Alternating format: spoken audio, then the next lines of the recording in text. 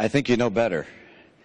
I think you know that these last 4 years haven't been so good as the President just described, and that you don't feel like you're confident that the next 4 years are going to be much better either. I can tell you that if you were to elect President Obama, you know what you're going to get. You're going to get a repeat of the last 4 years. We just can't afford 4 more years like the last 4 years. He said that by now we'd have unemployment at 5.4%. The difference between where it is and 5.4% is 9 million Americans without work. I wasn't the one that said 5.4%. This was the President's plan. Didn't get there. He said he would have by now put forward a plan to reform Medicare and Social Security, because he pointed out they're on the road to bankruptcy. He would reform them. He'd get that done. He hasn't even made a proposal on either one.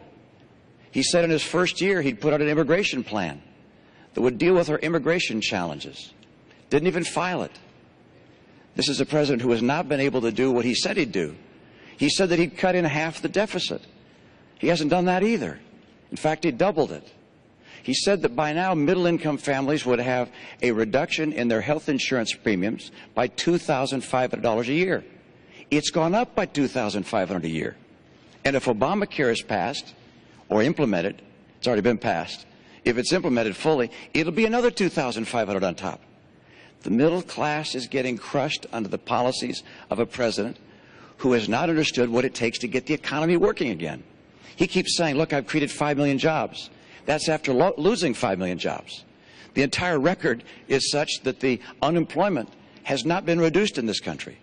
The unemployment, the number of people who are still looking for work, is still 23 million Americans. There are more people in poverty. 1 out of 6 people in poverty. How about food stamps? When he took office, 32 million people were on food stamps.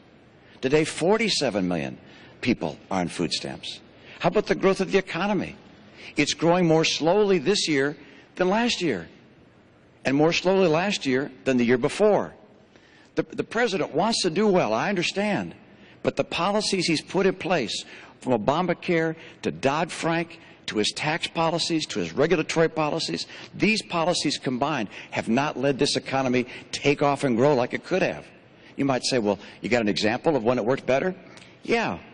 In the Reagan recession, where unemployment hit 10.8%, between that period, the end of that recession, and equivalent period of time to today, Ronald Reagan's recovery created twice as many jobs as this president's recovery.